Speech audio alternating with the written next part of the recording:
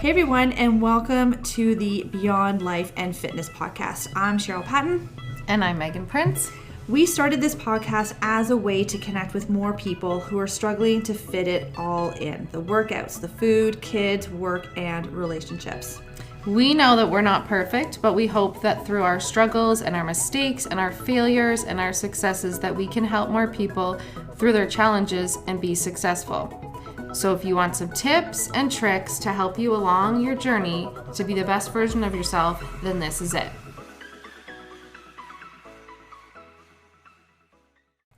We are back, and today I thought we would talk about reasons why people stop working out. I have seen people stop working out for weeks, months, sometimes even years before they come back, and I'm sure you have seen the exact same thing happen. Yeah. So I've got about 9 possible reasons that I have seen that I'll talk about, and then interject if you've got any other ones that pop into your mind. But reason number 1 that I have is lack of motivation or interest. So either the program that they're doing, the classes that they're going to, the trainer that they have is either not inspiring them enough, it's not challenging them enough, it's not piquing their interest that they want to show up and see, okay, how's this happening now today, right? I think that's one, but I know we've talked about it in the past. You cannot always rely on motivation to get your workout in. You got to rely on those habits. The habit of being in the routine of moving your body every day. So when your motivation is down, you just have that innate, that ingrained habit that, okay, I still need to move my body, even though I don't really feel like doing it today. Yeah. Oh, yeah. That's what I posted this morning. If you have goals, there's going to be so many days you're not going to want to go. It's on those days that you just have to get up and just go. Yeah. That's not how you meet goals, is just doing it on the days you feel like it, because there's so many days. You'll look at all those fitness people and be like, they always want to go to the gym.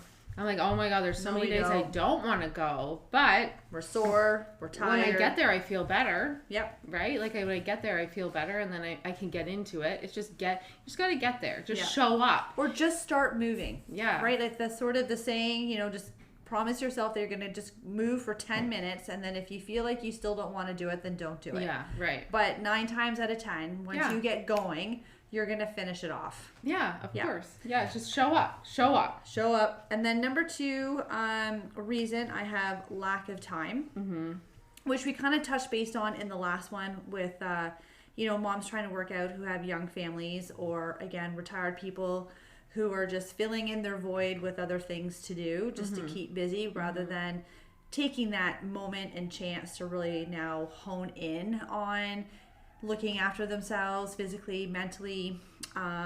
So lack of time is a huge excuse when it's amazing what you can get done in 20 minutes. Oh yeah. If you know what to get done in those 20 minutes. I think that's the kicker.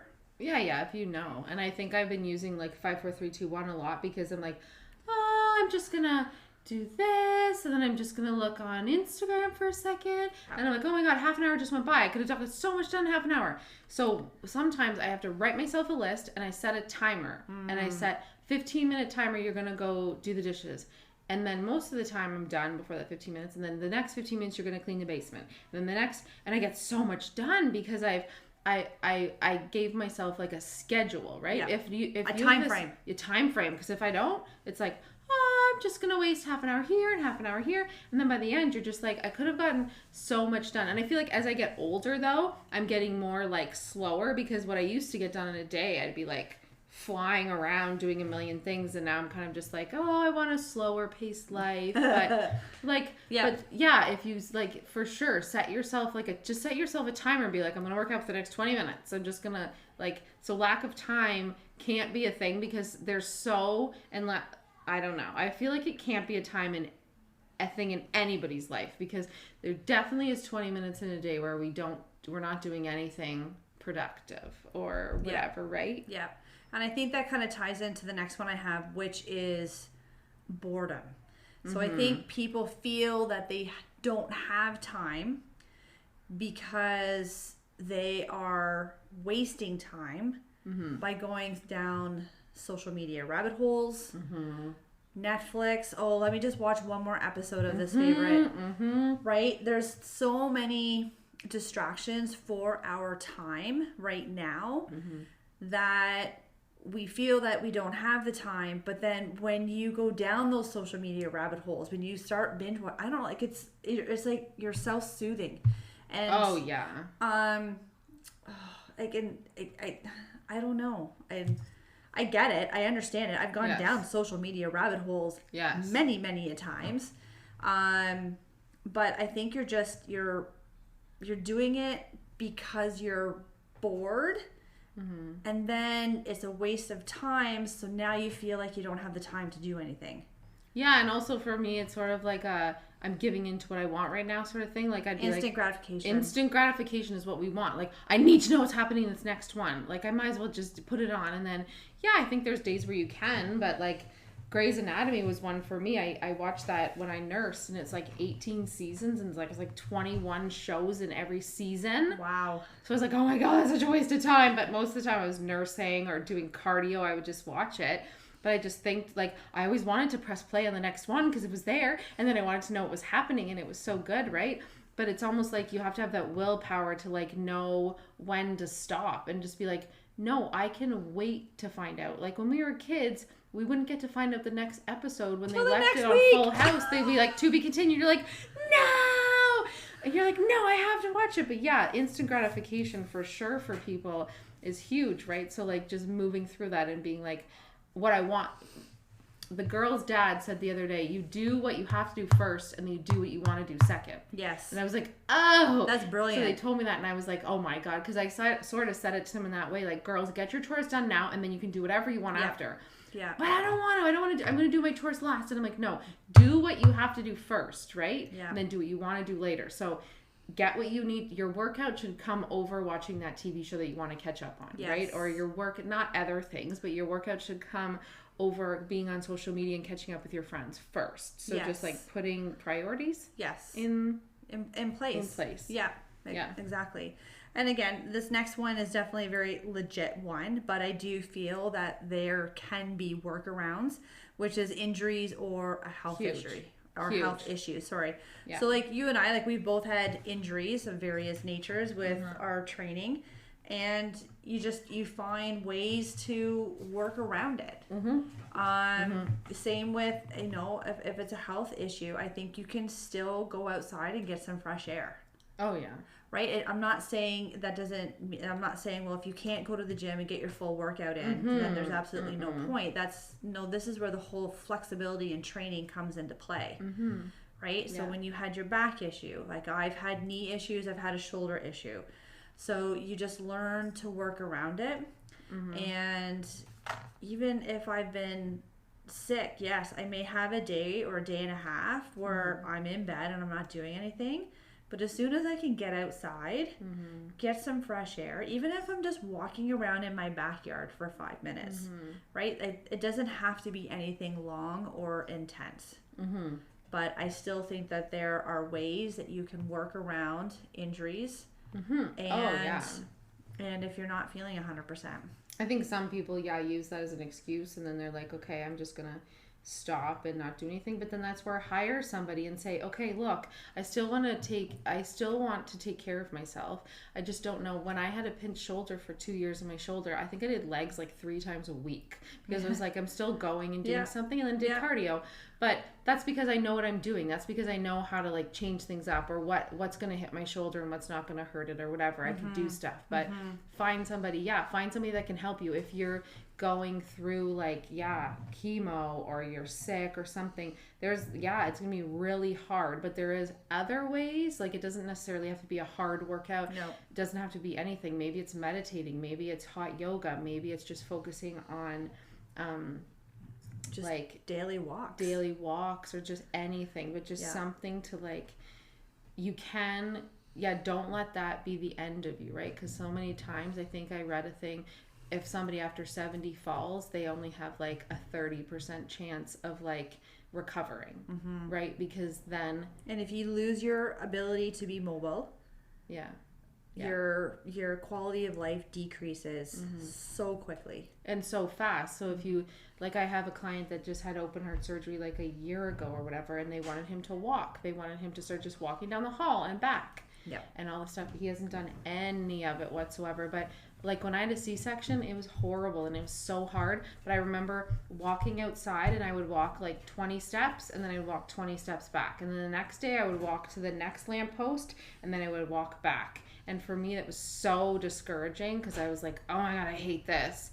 But it was like, no, every day I can improve even a little bit. Like, and my back, I couldn't even move. I couldn't even put my own socks on. My kids had to put my socks on. But I was like, I got up every day and I walked. And it was painful and it hurt. But I was like, this is the only way to, like, I just have to keep moving. It's not going to be perfect. It's not going to be awesome. But it's like, for sure with injuries, I think just keep moving. 100%. Keep moving. And then another big one is definitely financial reasons. And I think in today's technological world, that can no longer be a reason not to work out. You can find anything on YouTube. And it's all free. Yeah, I found so many good HIIT workouts when we were in like COVID, and I'm a motivated person. But when the kids were home and my space had to turn into my workout space, oh my gosh, I was like, I can't do this. So I was just like, I put on a HIIT workout. I didn't even care what it was, but I needed that motivation for somebody to do that for me. So YouTube, like, there's $10 a month Fit for Lesses. Like, there's lots of ways that we can, and I think at the Y you can get subsidized. So there definitely is like ways to get around Again, stuff. If it's important for you to make it happen, there are ways that you can make it happen, regardless of your financial situation.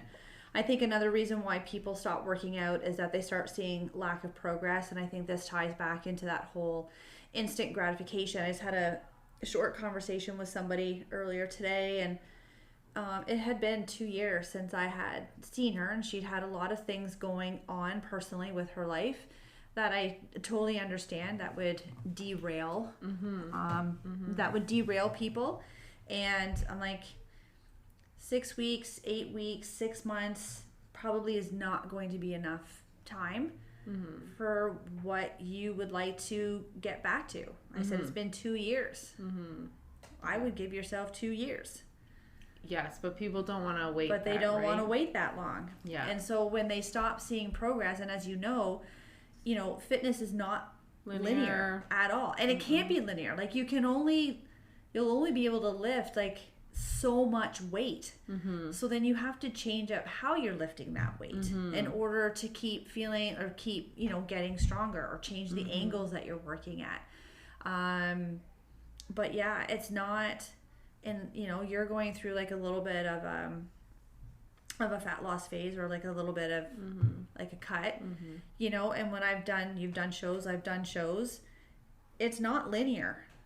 Like, no. I would have a nutrition change, calories are cut, the next morning my weight is up.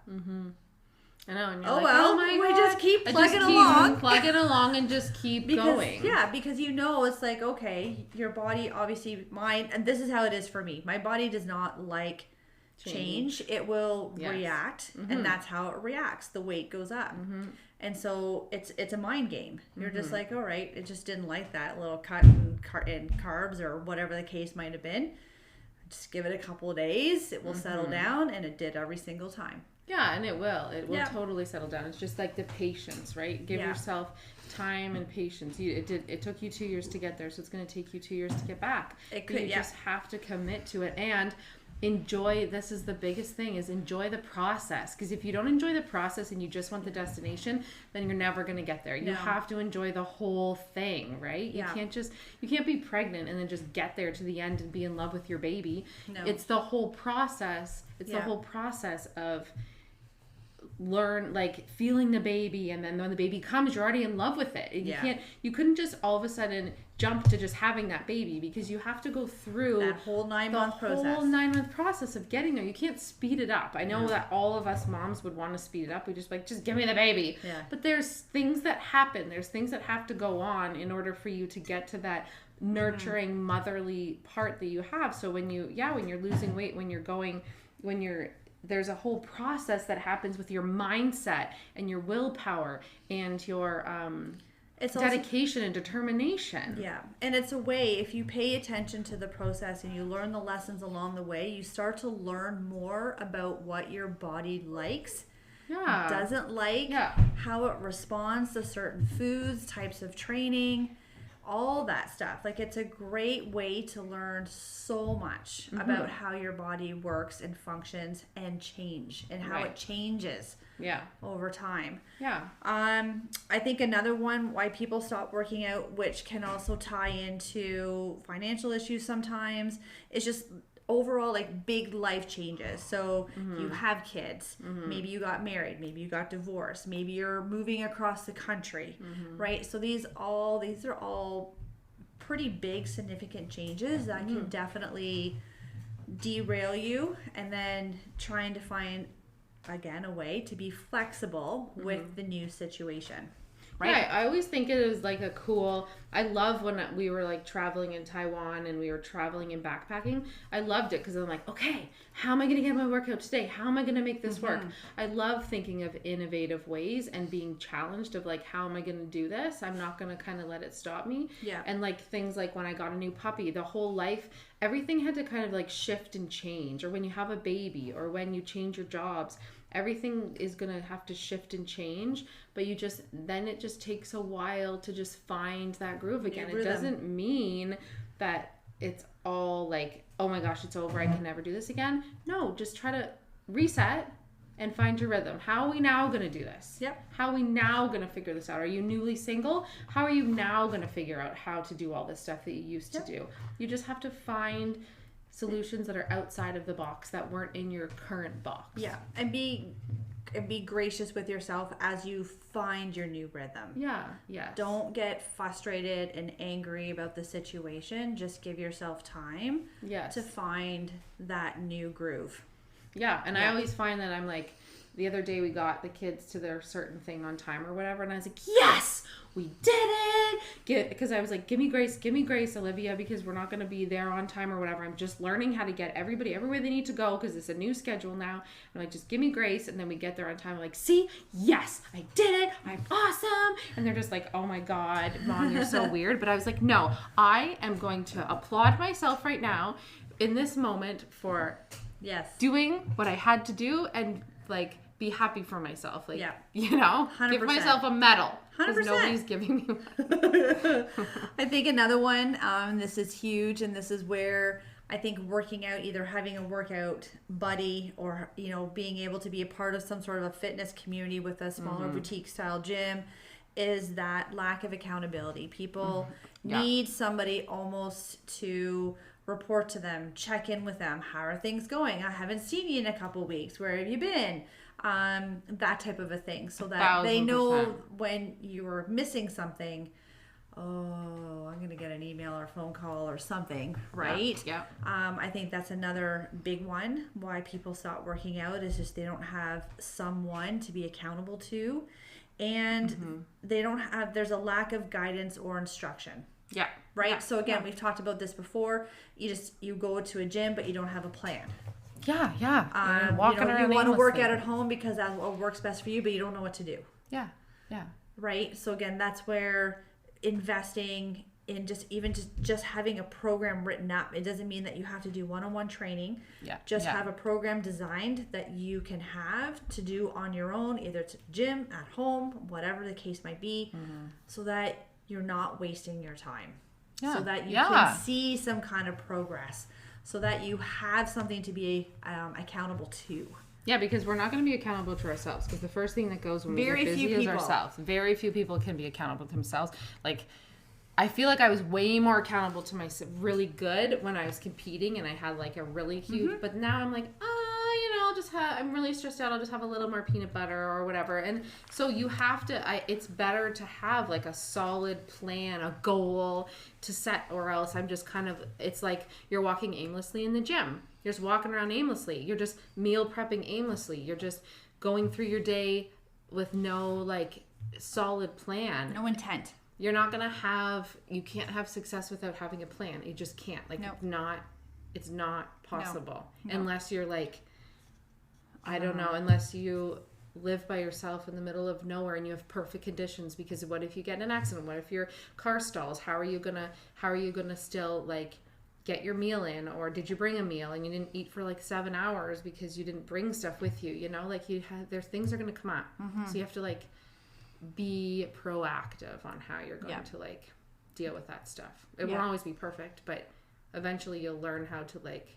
But again, that's where it falls into place, into being flexible when it comes to your training, because not all environments or situations are going to be ideal, and always being prepped with your, like always being prepped with your food, like always having those meals. Like again, like I said, my sister-in-law, she would plan out her meals a month in advance, and that's how she would do her grocery shops, right? And then as her kids got older, her kids contributed, so her kids would pick out one meal a week that they wanted, which then, you know, took some of the thinking off for her. So they always knew, and it was written up on a calendar. Still is. Yeah. So they know exactly what they're having. I don't know if it's lunch and dinner or just dinner, but they know what they're having. So with the kids asked, they're just like, look at the calendar. That's what's coming up tonight. Yeah. Right. And so there's no humming and hawing when you come home. What should we have? Should we just order out? Should we just go out? It's like, nope, this is what we're having. We have all the ingredients here. We're going to make it. We're going to eat it.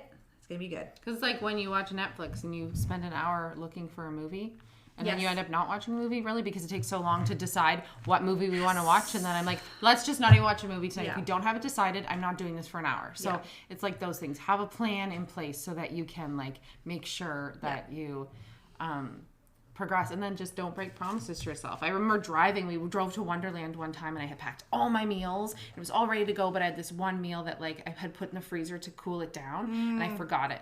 And I was like, oh my God. So I was like, that's it. And at that time, my husband was like, oh man, here we go. And I was like, that's fine. Just pull over to Walmart. He pulled into Walmart. I got like whole wheat pitas. I got some deli meat, and I got some veggies. And I was like, I'm not breaking this promise to myself. I don't even care. I forgot my meal, but I'm going to make this happen. Right. Yep. Like I'm doing it.